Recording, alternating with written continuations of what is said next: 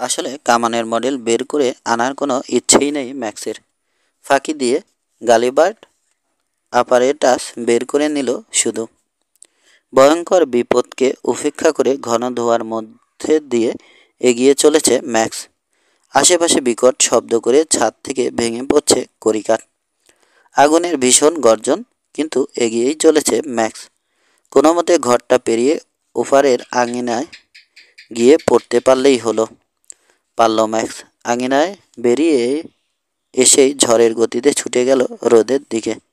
খালের ধারে ধরে ধরে ছুটতে ছুটতে এসে দাঁড়ালো বাগানের শেষ প্রান্তে। এখান থেকেই সুড়ঙ্গ পথে পানি বেরিয়ে গিয়ে পড়ছে কোথাও। এক মুহূর্ত দ্বিধা করে পানিতে ঝাঁপিয়ে পড়ল ম্যাক্স। সত্যিই আছে সুড়ঙ্গ। পানির চোত আপনা থেকেই প্রবল গতিতে বাইরে নিয়ে চলল ওকে। ট্যানেলটা কতখানি লম্বা জানে না ম্যাক্স। মোট 15 মিনিট চলবে পিঠে রাখা আধারের বাতাসে। এর কয়েক মিনিট ধোয়ার মধ্যেই কাটিয়ে এসেছে।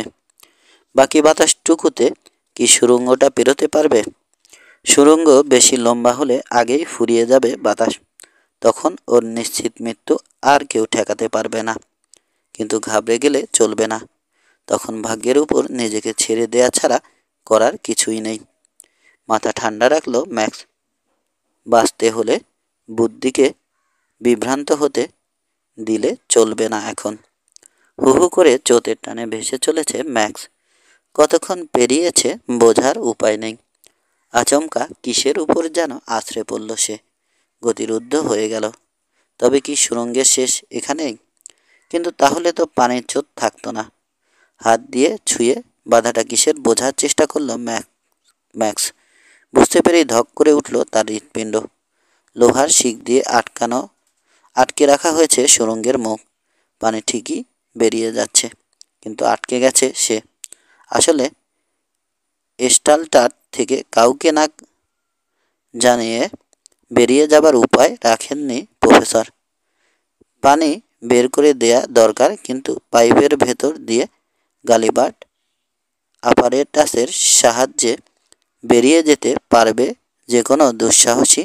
কথাটা আগেই গজিয়েছে প্রফেসরের উর্বর মস্তিষ্কে।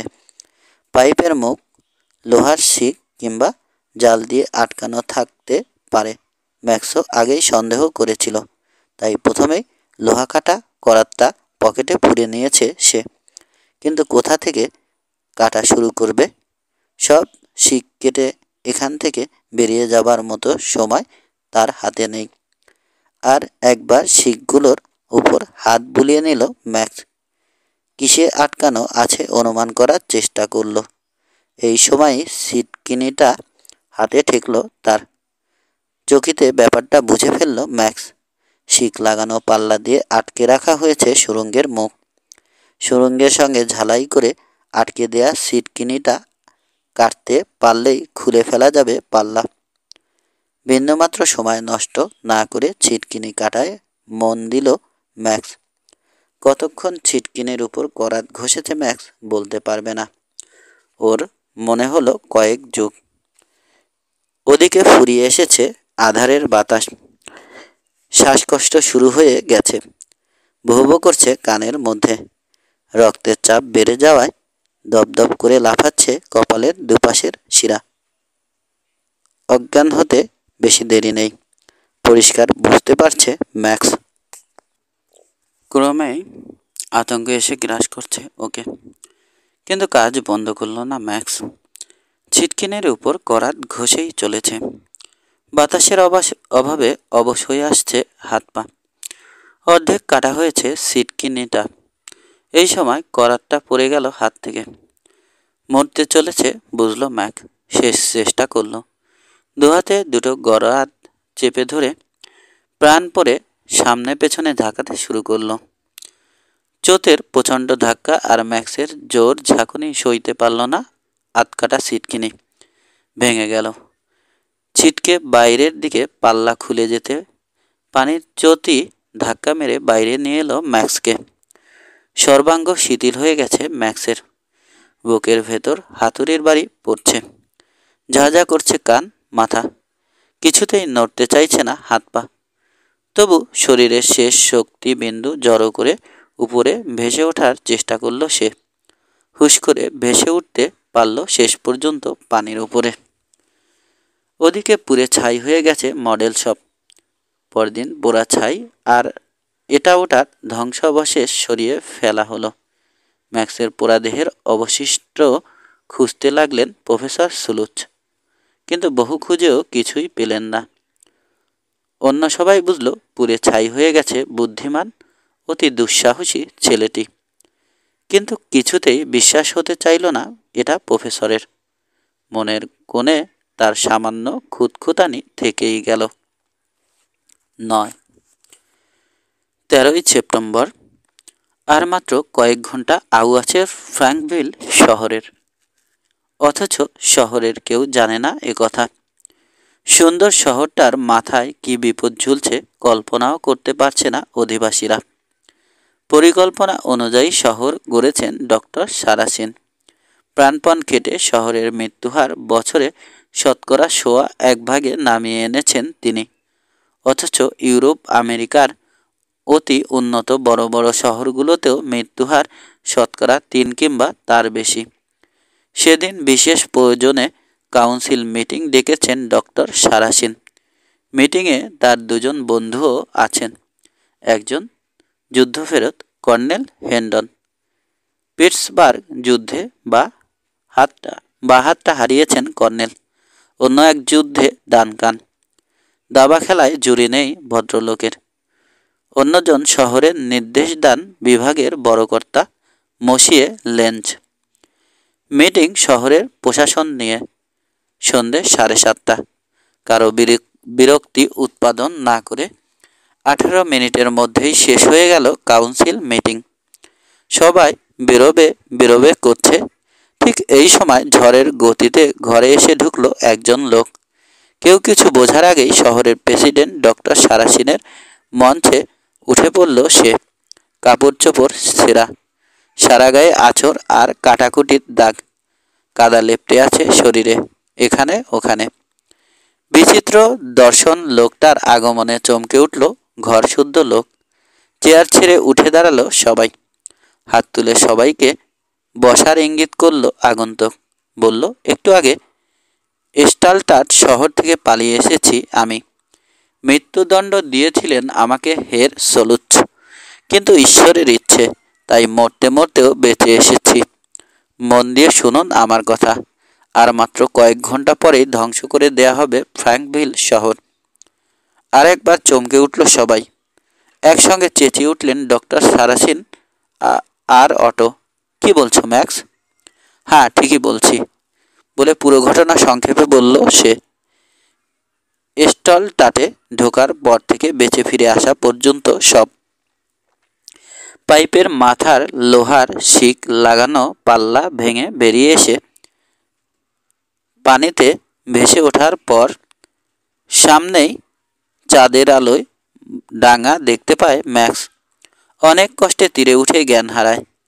ভোরের সূর্যরশ্মি চোখে মুখে এসে লাগতেই জ্ঞান ফিরে পায় সে। ধর্মর করে উঠে বসে। প্রথমে কিছুই মনে করতে পারেনি। তারপর মনে পড়ে তার স্টালটার থেকে পালিয়ে এসেছে সে। মনে পড়ে যায় মাত্র কয়েক ঘন্টা পরে ফ্র্যাঙ্কভিল শহর ধ্বংস করে দেবে প্রফেসর সুলুচ। ক্ষুধা তৃষ্ণায় কাতর ম্যাক্স, কিন্তু ফ্র্যাঙ্কভিলের কথা ভেবে কে যেন জোর করে ঠেলে দাঁড় করিয়ে দিল তাকে। দীর্ঘ 30 মাইল পথ পায়ে হেঁটে অমানসিক কষ্ট করে কিছুক্ষণ আগে শহরে এসে পৌঁছেছে সে। সব শুনে আবার জরুরি মিটিং ডাকলেন সারাসিন। কয়েক মিনিটের মধ্যেই সিদ্ধান্ত নিয়ে অ্যালার্ম বেল বাজানোর আদেশ দিলেন। সঙ্গে সঙ্গে উঁচু উঁচু স্তম্ভে লাগানো বিভিন্ন ইলেকট্রিক ঘণ্টাগুলো বেজে উঠল ঢং ঢং শব্দে। স্তম্ভ ঘিরে জ্বলতে লাগলো সাংকেতিক ডায়াল প্লেট। অসময়ে জরুরি ঘণ্টাধ্বনি শুনে পিলপিল করে ঘর ছেড়ে রাস্তায় বেরিয়ে এলো জনসাধারণ। বুঝতে পারল টাউন হলে সবাইকে ডাকছেন ডক্টর সারাসিন। নিশ্চয় ভয়ঙ্কর বিপদ ঘনিয়ে এসেছে শহরের উপর। টাউন হলে সবাই জমায়েত হতে 1.25 ঘন্টার মতো লাগলো। তিল ধারণের স্থান নেই আর হলে, কিন্তু কারো মুখে টু শব্দ নেই। সবাই গভীর আগ্রহে প্রেসিডেন্টের কথা শোনার অপেক্ষা করছে। কাটায় কাটায় 8:30টায় প্রেসিডেন্টের নির্দেশে জনসাধারণকে বিপদের কথা জানাতে উঠে দাঁড়ালেন কর্নেল হেন্ডন। দ্রুত ব্যাপারটা বুঝিয়ে বললেন সবাইকে। জানতে পারল জনসাধারণ আর মাত্র ঘন্টা 4 আয়ু আছে তাদের।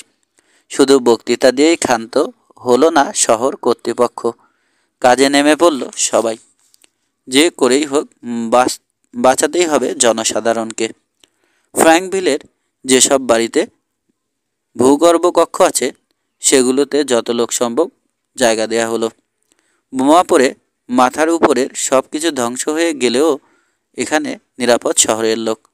অন্য সবাই কেউ ঘোড়ায় চেপে কেউ পায়ে হেঁটে রওনা দিল কাস্কেড পাহাড়ের দিকে। পাহাড়ের মাথায় চড়তে পারলে কিংবা কোনো গুহায় আশ্রয় নিলে নিরাপদ। জওয়ানেরা কাতরাতে দাঁড়িয়ে পড়ল রাস্তার মাথায় আর বিশেষ বিশেষ জায়গায়। পাশে অসংখ্য বালতি, মাটি আর বালির স্তূপও আছে। আগুন বৃষ্টি শুরু হলেই কেউ পুকুর কিংবা কৃত্রিম হ্রদ থেকে বালতি ভরে পানি এনে ছিটাবে, কেউ মাটি আর বালি ছুঁড়ে মারবে। ক্রমে কেটে যাচ্ছে সময়। 11:30 বাজে। আর মাত্র আধ ঘন্টা সময় আছে। কিন্তু যথাসম্ভব তৈরি হয়ে গেছে ফ্র্যাঙ্কভিল শহরের লোক। 11:45 বাজল। দুরু দুরু বুকে অপেক্ষা করছে সবাই। হাতে বালতি তুলে নিয়েছে জওয়ানদের একটা দল, অন্যদের হাতে বেলচা। মাটি আর বালি ছোড়ার কাজে লাগবে। 12টা বাজল। টাউন হলের বিশাল ইলেকট্রিক ঘড়িতে ঢং ঢং করে সময় সংকেত শোনা গেল। তারের মাধ্যমে শহরের জায়গায় জায়গায় স্তম্ভের উপর বসানো মাইক্রোফোনে শোনা গেল ঘণ্টাধ্বনি। তীব্র উত্তেজনা বিরাজ করছে শহরবাসীদের মধ্যে। ঠিক 4 সেকেন্ড পর বহু দূরে আকাশে একটা লাল গোলা দেখা গেল। অস্বাভাবিক উজ্জ্বল আলো জেলে শো শো শব্দ করে ছুটে আসছে ওটা। ক্রমে এগিয়ে আসছে অদ্ভুত জ্বলন্ত বস্তুটা। শহরের উপর এসেও কিন্তু পড়ল না বস্তুটা। তীব্র গতিতে ছুটে গিয়ে মিলিয়ে গেল দূর আকাশে। 2 মিনিট পর বজ্র গর্জনের মতো গম্ভীর একটা আওয়াজ ভেসে এলো। বুল টাওয়ারের কামান গর্জন। গোলাটা পেরিয়ে যাবার পর শোনা গেছে শব্দটা। গোলার গতি কামানের শব্দের গতির চেয়েও বেশি। এটা স্বাভাবিক। অবাক হয়ে ভাবছে ম্যাক্স। শহরের উপর আঘাত না হেনে চলে গেল কেন গোলাটা? ঠিক এই সময় প্রথম গোলাটা আসার দিক থেকে, অর্থাৎ স্টালটাট শহরের দিকে আরেকটা অদ্ভুত জ্বলন্ত বস্তু দেখা গেল। এটার রং প্রথমটার চেয়ে আলাদা। প্রথমটা ছিল লালচে, এটা নীলচে সাদা। ফ্র্যাঙ্কভিল শহরের কোনো ক্ষতি না করে বেরিয়ে গেল এই দ্বিতীয় গোলাটাও। চকিতে ব্যাপারটা বুঝতে পারল ম্যাক্স। প্রথমে আগুনে বোমা, পরে গ্যাস বোমা নিক্ষেপ করেছেন প্রফেসর সুলুচ মডেল টাউনটাকে ধ্বংস করতেই। কিন্তু হিসেবে ভুল হয়ে গেছে তার। অঙ্কের ছোট্ট একটু ভুল। 10 পরদিন প্রফেসর সুলুচকে চিঠি লিখল ম্যাক্স। ফ্র্যাঙ্কভিল, 14 সেপ্টেম্বর। প্রফেসর সুলুচ, খবরটা জানানো প্রয়োজন মনে করেই চিঠি লিখছি। জ্বলন্ত ওয়ার্কশপের ভেতর থেকে কামানের মডেল উদ্ধারের চাইতে নিজের জীবনটাকে বেশি মনে করি আমি। তাই এই সুযোগে আপনার ইস্পাতের নরক থেকে পালিয়ে এসেছি। কে আমি জানানো নৈতিক কর্তব্য বলে মনে করছি। তাই এই চিঠি লেখা। আমার নাম জোহানও নয়, যাতেও সুইস নই। নাম ম্যাক্স ব্র্যাকম্যান। জন্ম আলসেস। নিজের প্রশংসা করা একেবারেই অনুচিত, তবু না বলে পারছি না। মোটামুটি ভালো ইঞ্জিনিয়ার বলেই জানে আমাকে লোকে। আমি একজন ফরাসি। স্বদেশকে প্রাণের চেয়েও বেশি ভালোবাসি। তাই জীবন বাজি রেখেও আপনার মৃত্যু গহ্বরে গিয়ে ঢুকেছিলাম। জানতে চেয়েছিলাম আপনার কুৎসিত গুপ্ত রহস্য। ঈশ্বরকে ধন্যবাদ, সফল হয়েছি। এখন থেকে আপনার প্রতিটি দুর্বিসন্ধি নষ্ট করে দেওয়ার জন্যে উঠে পড়ে লাগলাম। তার জন্যে যদি জীবন যায় পরোয়া করি না আমি। ভালো কথা, আমাকে কিছু করতে হয়নি, নিজেই লক্ষ্যভ্রষ্ট হয়েছেন আপনি। হিসেবে ভুল করেছেন, তাই প্রথম পরীক্ষায় সফল হতে পারেননি, গোলা ফেলতে পারেননি ফ্র্যাঙ্কভিল শহরের উপর। স্বীকার করছি কামানটা সত্যি ভালো আপনার, কিন্তু ঠিকমতো বসানো হয়নি। আর কতটা বারুদ খরচ করে, কীরকম শক্তি জোগালে ঠিক 30 মাইল দূরে গোলা ফেলতে পারবেন জানেন না আপনি। অঙ্ক কষে বের করে প্রয়োজনীয় ব্যবস্থা গ্রহণ করতে অনেক সময়ের দরকার। অত সময় আপনি পাবেন না, কারণ আমরাও শুধু ধ্বংস হবার অপেক্ষায় বসে থাকব না। গত রাতে 12টা 5 সেকেন্ডে আপনার প্রথম গোলাটা মাথার উপর দিয়ে উড়ে যেতে দেখেছি। সোজা পশ্চিমে উড়ে গেছে বোমাটা, নিচের দিকে না পড়ে আস্তে আস্তে কোনাকুনিভাবে উপরে উঠে গেছে ওটা। পৃথিবী প্রদক্ষিণ করতে শুরু করে দিয়েছে নিশ্চয় ইতিমধ্যে। আপনার জানা আছে সেকেন্ডে 10,000 গজ প্রাথমিক কোনাকুনি গতি বেগে কোনো বোমাই মাটিতে আছাড় খাবে না। এই সঙ্গে যুক্ত হবে পৃথিবীর আকর্ষণ। ফলে ফলে আপনার কপালে পৃথিবী প্রদক্ষিণে লেখা ছিল। আশা করছি প্রথম মহড়াতেই বিগড়েছে বুল টাওয়ারের কামানটি, কিন্তু দুঃখ পাবেন না। মাত্র 2 লাখ খরচ করে দুটো কৃত্রিম উপগ্রহ তৈরি করে ফেলেছেন আপনি। এটা কি কম কথা? উপগ্রহ দুটোর জন্য অভিনন্দন জানিয়ে শেষ করছি। ইতি ম্যাক্স ব্র্যাকম্যান, মডেল টাউন, ফ্র্যাঙ্কভিল।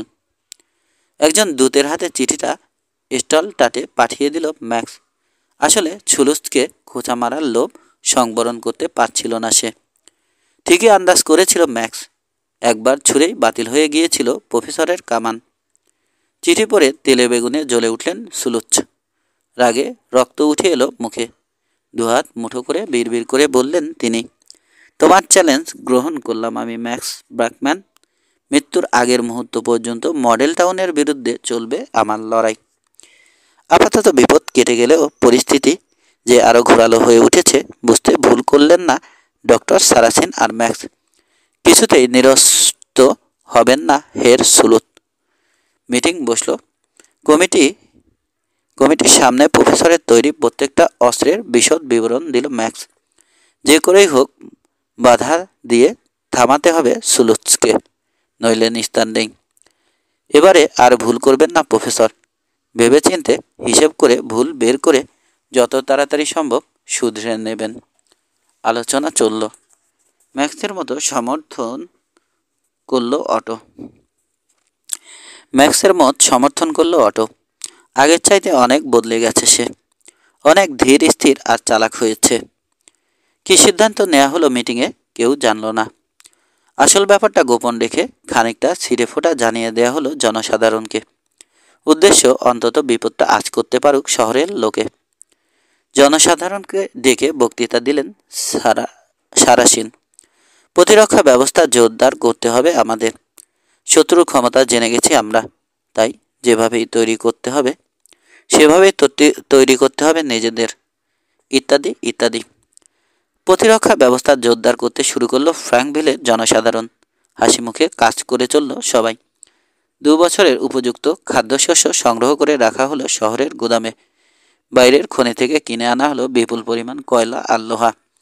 হাতিয়ার তৈরিতে মন দিল অস্ত্র নির্মাতারা। কিনে আনা হলো হাজার হাজার মন ময়দা, টন টন নোনা মাংস, প্রচুর পরিমাণে পনির। যত পারা গেল খোয়ার বানিয়ে তাতে জায়গা দেয়া হলো গরু, মোষ, ছাগল, ভেড়া, শুয়োর। হাঁস মুরগিও কম আনা হলো না। আমদানি করা হলো সৈনিকদের ব্যবহারের জন্যে উলের শার্ট, মোটা সুতার ট্রাউজার্স, নরম চামড়ার টুপি, হাফ বুট ইত্যাদি। কাঁধে রাইফেল নিয়ে রোজ সকালে নিয়মিত কুচকাওয়াজ করে সৈনিক দল। রোজ রোজ নতুন লোক ভর্তি করা হয় সেনাবাহিনীতে। পথে ঘাটে মাঠে শুরু হলো ট্রেন্স খোঁড়া। মাটির পাঁচিল তোলা হলো বিশেষ বিশেষ জায়গায়। হরেক রকম কামান তৈরি হতে লাগলো কামান কারখানায়।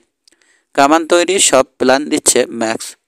বাতাসকে কার্বন ডাই অক্সাইড গ্যাস মুক্ত করার যন্ত্র তৈরি হলো।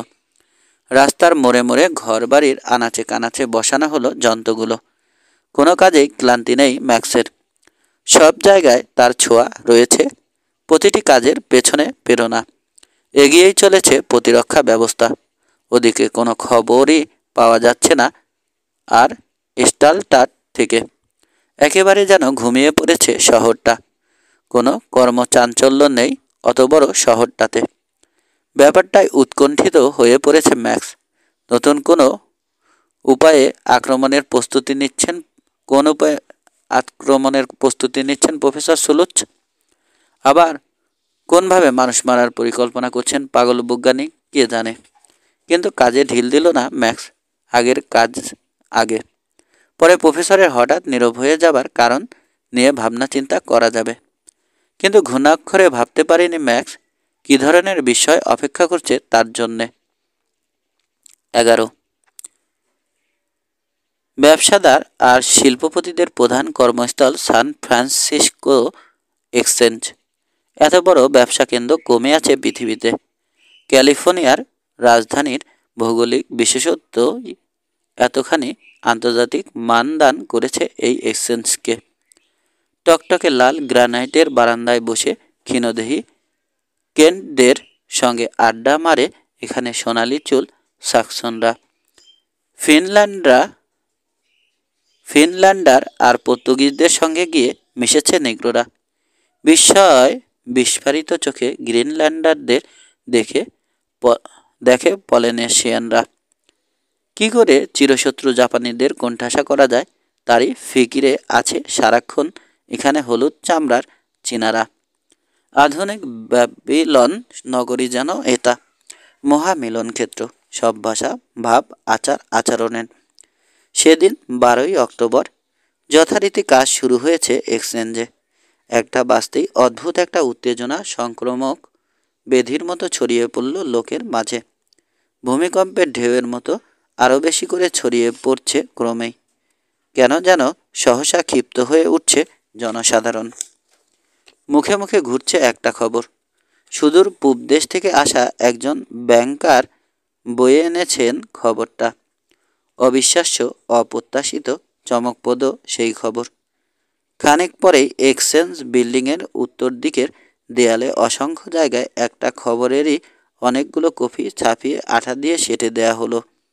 বালির স্তূপ থেকে যেমন বালি উড়িয়ে নিয়ে যায় দমকা বাতাস, তেমনিভাবেই উত্তর দিকের দেয়ালের কাছে যেন উড়ে গেল জনতা। হুমড়ি খেয়ে পড়ল খবরটার উপর। খবরটা নিউ ইয়র্ক, 12:40, সেন্ট্রাল ব্যাংক। স্টালটার শিল্পনগরীর পেমেন্ট বন্ধ। দেনার পরিমাণ এই পর্যন্ত জানা খবরে $4,70,00,000। প্রফেসর সুলুচ উধাও। কোনো সন্দেহ নেই, খবরটা গুজব নয়, খাঁটি সত্যি। দেয়ালে একটা লিস্ট ঝুলিয়ে দেয়া হলো বেলা 2টোয়। যাদের সর্বনাশ করেছেন প্রফেসর সুলুচ, তাদের নামধাম পরিচয়। নির্দিষ্ট সময়ের অনেক আগেই সেদিন বেরিয়ে গেল সন্ধ্যাকালীন দৈনিকগুলো। নিমেষে শেষ হয়ে গেল ছাপা সমস্ত কাগজ। কিন্তু খবরের কাগজেও বিস্তারিত কোনো খবর পাওয়া গেল না। যা পাওয়া গেল অতি সামান্য। 25 সেপ্টেম্বর $8 কোটি একটা চেক প্রফেসরের নিউ ইয়র্ক ব্যাংকে হাজির করা হলো। সেটি ডিসঅনার করা হয়। অত টাকা নাকি নেই হের সুলুচ্ছের অ্যাকাউন্টে। টেলিগ্রামে নির্দেশ দেওয়া হয় প্রফেসরের, কিন্তু কোনো জবাব আসেনি তার কাছ থেকে। ব্যাপার কি? ভাবতে ভাবতেই খাতাপত্র খুলে বসলেন কর্তৃপক্ষ। আটকে উঠলেন। গত 13 দিন ধরে চিঠিপত্র বা টাকা পয়সার হিসেব পাঠায়নি স্টলটাটের চিফ অ্যাকাউন্টেন্ট। এরপর থেকেই চোতের মতো আসতে শুরু করলো সুলুচ্ছের সই করা চেক। সবাইকে ফেরত দেয়া হলো। একই উত্তর, টাকা নেই প্রফেসর সুলুচ্ছের অ্যাকাউন্টে। টেলিগ্রামের পর টেলিগ্রাম আসতে শুরু করলো স্টালটাট শহরে। কাকুতি মিনতি, উত্তেজিত প্রশ্নাবলী, অনুরোধ, ভীতি প্রদর্শন, সব রকম ভাষাই থাকলো বিভিন্ন টেলিগ্রামে। এর 4 দিন পরে ব্যাংকে টেলিগ্রাম এলো স্টালটাট থেকে। 17ই সেপ্টেম্বর উধাও হয়েছেন হের সুলুচ। কেন কেউ জানে না। রহস্যের ব্যাখ্যা দিতে পারছে না কেউ। কারো জন্যেই কোনো আদেশ নির্দেশ রেখে যাননি প্রফেসর। একেবারে খালি প্রতিটি সেকশনের আয়রন শেপ। এরপর আর সত্যকে ধামাচাপা দিয়ে রাখার প্রশ্নই ওঠে না। ঘাবড়ে গিয়ে দাবি দেওয়া ফিরিস্তি নিয়ে আদালতে ছুটল বড় বড় কোম্পানিগুলো। এদের অনেকেই প্রফেসরের সাথে ব্যবসায় লালবাতি জ্বেলেছে। পাওনাদারদের ভিড় বাড়তেই থাকলো। ক্রমে 6 কোটিতে গিয়ে ঠেকল পরিমাণটা। বোঝাই যাচ্ছে আরও বাড়বে। রিপোর্টারদের একটা মস্ত দল গিয়ে হানা দিল লৌহনগরীতে 14ই অক্টোবর। কিন্তু সদর দরজা বন্ধ। দরজার ওপাশে আছে পাহারাদাররা। ভেতরে ঢুকতে না পারলেও একটা খবর ঠিকই বের করে ফেলল রিপোর্টাররা। এই বিপুল বিপর্যয়ের কিছুই জানে না স্টালটাটের নিম্ন স্তরের কর্মচারীরা। ওভারসিয়াররা অবশ্য আদেশ পেয়েছে পরবর্তী নির্দেশ না পাওয়া পর্যন্ত বন্ধ থাকবে কাজকর্ম। রহস্যের কোনো মীমাংসা তো হলোই না, ক্রমশ আরও জটিল আকার ধারণ করল। একটা বিষয়ে অবশ্য নিঃসন্দেহ সবাই, সত্যি নিখোঁজ হের সুলুচ। কারণটা জানে না কেউ। স্টালটাটের সর্বময় প্রভু প্রফেসর সুলুচ। তার নির্দেশ ছাড়া এখানকার কুটোটি ওখানে সরানো হয় না এই শহরে। কাজেই যেইমাত্র নিরুদ্দেশ হলেন তিনি, কলকারখানার চাকা বন্ধ হয়ে গেল সঙ্গে সঙ্গে। কাগজপত্রে প্রমাণ পাওয়া যায় শেষ সই করেছিলেন প্রফেসর 17ই সেপ্টেম্বর। এরপর আর কোনো সই নেই। খবরটা একান ওকান হতে হতে ফেটে পড়ল পাওনাদারদের কানে। 13ই অক্টোবর। পেমেন্ট বন্ধ। টাকা ফুরিয়েছে লৌহনগরীর।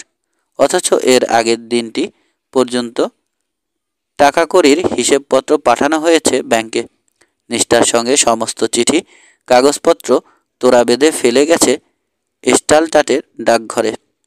তবে হ্যাঁ, এখনও একেবারে নিরাশ হয়নি পাওনাদারের দল। কারণ ব্যাংক শূন্য হলেও স্টালটাটের স্থবর সম্পত্তির দাম কম নয়। এই সম্পত্তি বিক্রি করে অনায়াসে মিটিয়ে দেওয়া যায় পাওনা টাকা। আদালতে গিয়ে নালিশ দিল পাওনাদারেরা। ওদিকে অস্বাভাবিক দ্রুত ভেঙে তলিয়ে যেতে শুরু করলো স্টালটাটের মতো অত বড় একটা প্রতিষ্ঠান, শুধু একজন লোকের অভাবে। এমন কাউকে নিযুক্ত করেননি প্রফেসর সুলুচ যে তার অবর্তমানে অন্তত কিছুদিনের জন্য হলেও হাল ধরবে। একে একে নিভে যেতে শুরু করলো স্টালটাটের বিশাল ফার্নেসগুলো। কেটে পড়তে শুরু করলো শ্রমিক আর কর্মচারীরা। আজ করতে শুরু করেছে ওরা, আর পড়ে থেকে লাভ নেই এখানে। কিন্তু কেউ কেউ পড়ে থাকলো লৌহনগরীর মাটি কামড়ে। এখানে বাইরের অন্যান্য এই জাতীয় প্রতিষ্ঠান থেকে বেশি মাইনে দেয়া হয়। আশায় আশায় বসেই থাকলো ওরা। কিন্তু একদিন ওদেরকেও কেটে পড়তেই হলো বাধ্য হয়ে। কদিন আর না খেয়ে থাকা যায়? আসন্ন শীতের দুরন্ত প্রকোপে ধ্বংস হয়ে যাবার জন্য অপেক্ষা করে রইল যেন প্রফেসর সুলুচের কর্ণধার শূন্য স্টালটাট। যে যাই মনে করুক, সুলুচের অন্তর্ধানের কথা শুনে কিন্তু অন্যরকম সন্দেহ করে বসল ম্যাক্স। প্রথমেই প্রশ্ন জাগলো তার মনে, নতুন ফন্দি আটেনি তো ধুরন্ধর জার্মান প্রফেসর? আলোচনায় বসল প্রতিরক্ষা কমিটি। হুঁশিয়ার হতে হবে আরও। নিশ্চয় ইচ্ছে করেই গুজব ছড়াচ্ছে স্টালটাটের লোকেরা, যাতে অমনোযোগী হয়ে পড়ে ফ্র্যাঙ্কভিল ঢিল ফেলে প্রতিরক্ষা ব্যবস্থায়। তাই ঠিক করল কমিটি, কাজে বিন্দুমাত্র ঢিল দিলে চলবে না। তোড়জোড় যে রকম চলছিল চলবে। কিন্তু দিনের পর দিন খবর বেরিয়েই চলেছে San Francisco, New York, Chicago, সমস্ত পত্রিকাগুলোতে। সত্যি শেষ হয়ে গেছে লৌহনগরী। এতে ধোঁকা বা ফাঁকিবাজি কিছু নেই। সত্যি দেউলে হয়ে গেছেন প্রফেসর সুলুচ, পালিয়েছেন শহর ছেড়ে। আস্তে আস্তে কথাটা বিশ্বাস করতে শুরু করলো ফ্র্যাঙ্কভিলের লোকেরাও।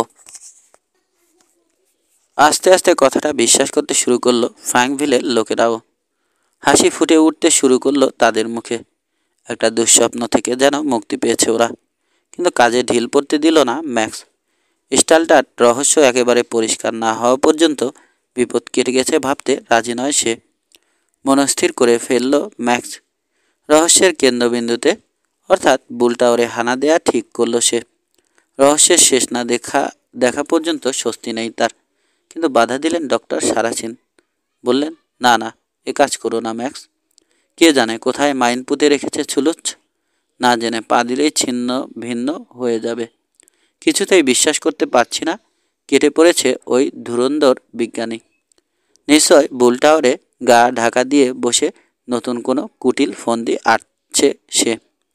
দারুণ ক্ষেপে আছে সে তোমার উপর। এবারে হাতে পেলে আর কিছুতেই প্রাণে বাঁচতে দেবে না।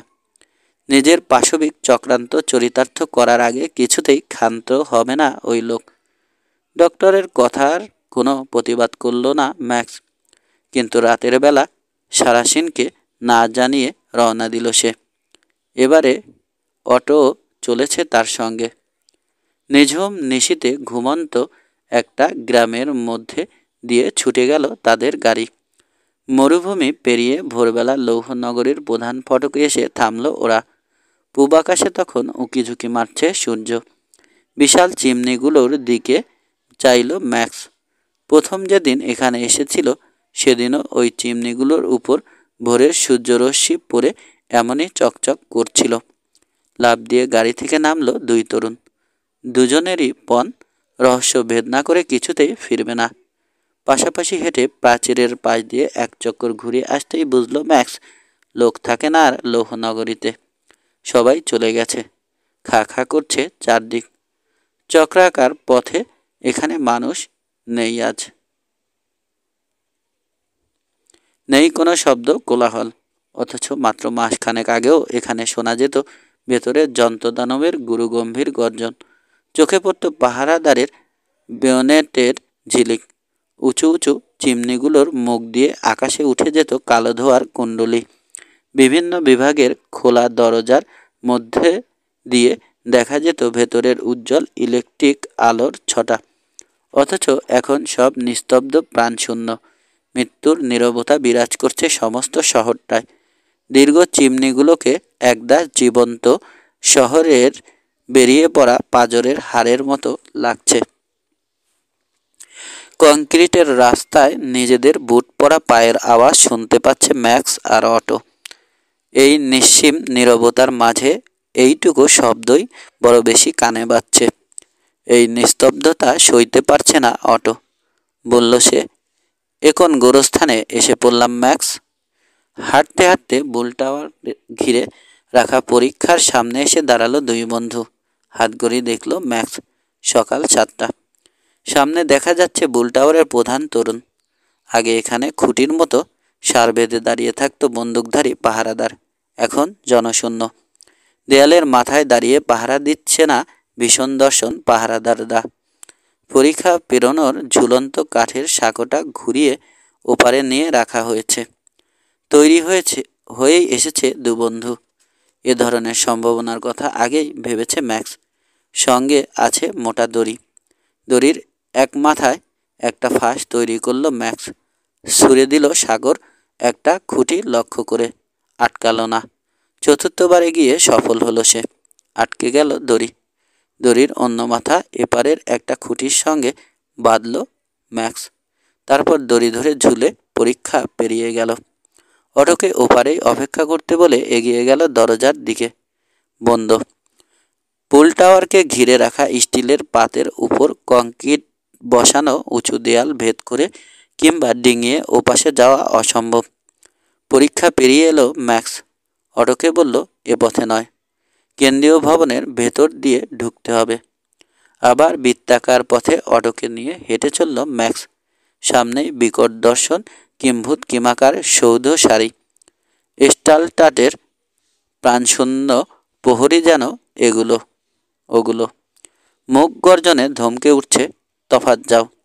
কি চাই এখানে?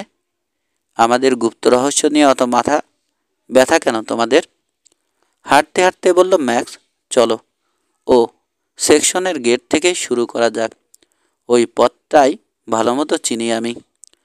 পশ্চিম দিকে আরও একটু এগিয়ে যেতেই ও সেকশনের গেট চোখে পড়ল। স্মৃতিসৌধের মতো উঁচু খিলান, ওপরে বিশাল প্রস্তর ফলকে খোদাই করা ইংরেজি ও অক্ষরটি। লোহার দানবে পেরেক মারা ওক কাঠের বিশাল পাল্লা দুটো বন্ধ। বড়সড় একটা পাথর রাস্তা থেকে কুড়িয়ে নিয়ে দরজার পাল্লায় ঘা মারতে লাগলো ম্যাক্স। ধ্বনিত প্রতিধ্বনিত হয়ে দূর হতে দূরে মিলিয়ে গেল সে শব্দ। অটোর কাঁধের ব্যাগ থেকে আরেক টুকরো দড়ি বের করলো ম্যাক্স। ছুঁড়ে ছুঁড়ে কাঠের বর্গায় আটকাবার চেষ্টা করলো দড়ি। বেশ কয়েকবার চেষ্টা করতেই আটকে গেল দড়ি। প্রথমে দড়ি ধরে ঝুলতে ঝুলতে গেটের মাথায় গিয়ে চড়ে বসলো ম্যাক্স, তারপর অটো। দড়ি ধরে আবার ও সেকশনের আঙিনায় নেমে এলো দুজনে। মহা মুসিবত দেখছি, বিরক্ত কণ্ঠে বলল অটো। এভাবে ঝুলতে ঝুলতে দেয়াল পেরোতে হলে তো সর্বনাশ। এটাই আমার পুরানো কারখানা, আঙুল তুলে দেখিয়ে বলল ম্যাক্স। আয় তো দেখি, কিছু যন্ত্রপাতি আর কয়েক বান্ডিল ডিনামাইট জোগাড় করা যায় কিনা। বিশাল ঢালাই ঘরে এসে ঢুকলো দুজনে। পাডলিং শপ থেকে বদলি হয়ে এসে এই ঘরেই প্রথমে কাজ করেছিল ম্যাক্স। আগের সেই জমজমাট অবস্থা এখন আর নেই। চুল্লিগুলো নিভে গেছে। উপরের কপিকল থেকে ফাঁসির দড়ির মতো ঝুলছে অসংখ্য ধূলি ধূসরিত দড়ি দড়া। দেখলে কেমন যেন করে ওঠে গা।